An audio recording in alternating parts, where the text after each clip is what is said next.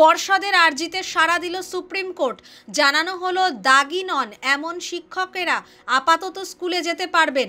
প্রধান বিচারপতির বেঞ্চের নির্দেশ, আগামী 31শে মের মধ্যে রাজ্যকে হলফনামা দিয়ে জানাতে হবে তারা চলতি বছরেই নিয়োগ প্রক্রিয়া শেষ করবে। 31শে ডিসেম্বরের মধ্যে পরীক্ষা নিয়ে শেষ করতে হবে নিয়োগ প্রক্রিয়া।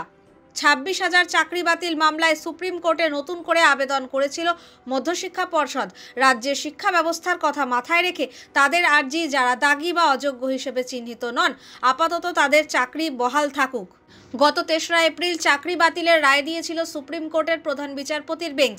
দুর্নীতির অভিযোগে এসএসসির 2016 সালের সম্পূর্ণ প্যানেল বাতিল করে দেয় আদালত। এই রায়ের ফলে রাজ্যের শিক্ষা ব্যবস্থায় ব্যাপক প্রভাব পড়তে চলেছে বলে দাবি অনেক স্কুলে পড়ানোর মতো শিক্ষকও থাকবেন না বলে জানিয়েছেন তারা। আদালতে পর্ষদের আবেদনে বলা হয়েছে, রাজ্যের 9,487টি উচ্চ বিদ্যালয় এবং 6,952টি উচ্চ মাধ্যমিক বিদ্যালয় সুপ্রিম কোর্টের রায়ের ফলে শিক্ষক সংকট তৈরি হবে। এই সমস্যার কথা উল্লেখ করে সুপ্রিম কোর্টে পর্ষদের আবেদন, যারা দাগি হিসেবে চিহ্নিত তারা ছাড়া বাকিদের চাকরি আপাতত রাখা হোক চলতি শিক্ষাবর্ষ পর্যন্ত, অথবা নতুন নিয়োগ প্রক্রিয়া শেষ না হওয়া পর্যন্ত সেই সমস্ত শিক্ষক, শিক্ষিকা এবং শিক্ষাকর্মীর চাকরি থাক।